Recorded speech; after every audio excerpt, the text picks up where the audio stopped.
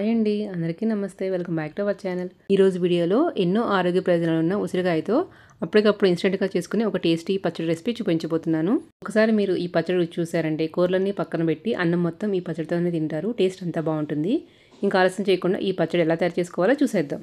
ముందుగా ఒక 7-8 పెద్ద ఉసిరికాయలని శుభ్రంగా కడిగి పక్కన పెట్టుకోవాలి. ఈ వెయిట్లో వచ్చేసి 200 గ్రామ్స్ ఉంటాయి.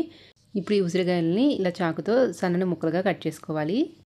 మీకు ఈ ఉసిరికాయలతో నిల్వ పచ్చడి కావాలన్నా కానీ మన ఛానల్లో వీడియో ఉందండి. కావాలంటే లింక్ డిస్క్రిప్షన్లో ఇస్తాను, ఒకసారి చెక్ చేయండి. ఇలా ముక్కలుగా కట్ చేసుకొని పక్కన పెట్టుకున్న తర్వాత స్టవ్ మీద ఒక మందపాటి కడాయి పెట్టుకుని దానిలో 1 టేబుల్ స్పూన్ ఆయిల్ వేసుకోవాలి.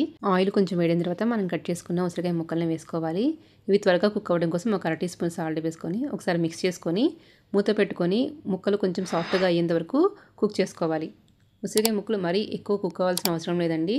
మనము ఇలా గెరటితో కట్ చేసినప్పుడు ఈజీగా కట్ అయిపోతే మనకి కుక్ అయినట్లేను.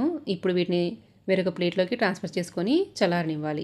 ఇప్పుడు అదే కడాయిలో ఇంకొక టేబుల్ స్పూన్ ఆయిల్ వేసుకొని దీనిలో ఒక 1/4 టీ స్పూన్ మెంతులు వేసుకొని దోరగా ఫ్రై చేసుకోవాలి. మెంతులు బాగా ఫ్రై అయిన తర్వాత ఒక టేబుల్ స్పూన్ పచ్చెనపప్పు అలాగే ఒక టేబుల్ స్పూన్ మినపగుళ్ళు వేసుకొని వీటిని దోరగా ఫ్రై చేసుకోవాలి.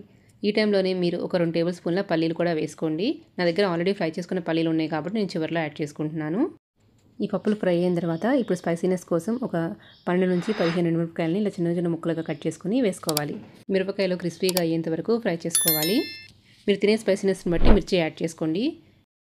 ఎండుమిరపకాయలు కూడా ఫ్రై అయిపోయిన తర్వాత నేను రోస్ట్ చేసుకున్న పల్లీలు వేసుకుంటున్నాను.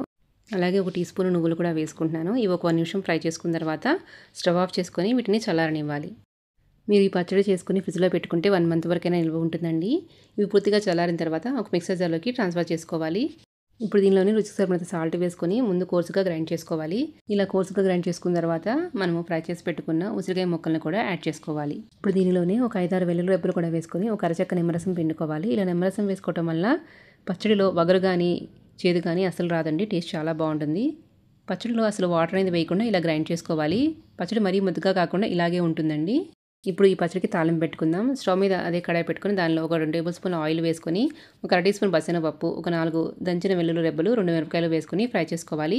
ఇవి ఫ్రై అయిన తర్వాత ఒక 1/2 టీ స్పూన్ జీలకర్ర, 1/2 టీ స్పూన్ ఆవాలు అలాగే ఒక 2 రెమ్మల కరివేపాకు వేసుకొని ఒక 1/4 టీ స్పూన్ పసుపు కూడా వేసుకొని బాగా ఫ్రై చేసుకోవాలి.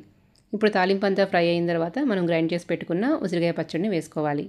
ఇప్పుడు ఒకసారి అంతా బాగా మిక్స్ చేసుకొని స్టవ్ ఆఫ్ చేసుకొని దీన్ని పూర్తిగా చల్లారనివ్వాలి. ఈ పచ్చడి చల్లారిన తర్వాత ఒక ఎయిర్టైట్ జార్లోకి ట్రాన్స్ఫర్ చేసుకుని మీరు ఫ్రిడ్జ్లో 1 మంత్ వరకు స్టోర్ చేసుకోవచ్చు. ఈ పచ్చడి వేడివేడి అన్నంలో నెయ్యి వేసుకొని తింటే టేస్ట్ చాలా బాగుంటుంది. అలాగే ఇడ్లీలోకైనా దోశల్లోకైనా తినొచ్చు. చూసారు కదండి, ఎంతో టేస్టీ ఉసిరికాయ పచ్చడి అప్పటికప్పుడు ఎలా తయారు చేసుకోవాలో. మీకు ఈ వీడియో నచ్చినట్టయితే లైక్ చేయండి. అలాగే ఇలాంటి రెసిపీ అప్డేట్స్ నోటిఫికేషన్ రావాలంటే మన ఛానల్ని సబ్స్క్రైబ్ చేసుకోండి. మీ ఫ్రెండ్స్కి కూడా షేర్ చేయండి. Thank you for watching.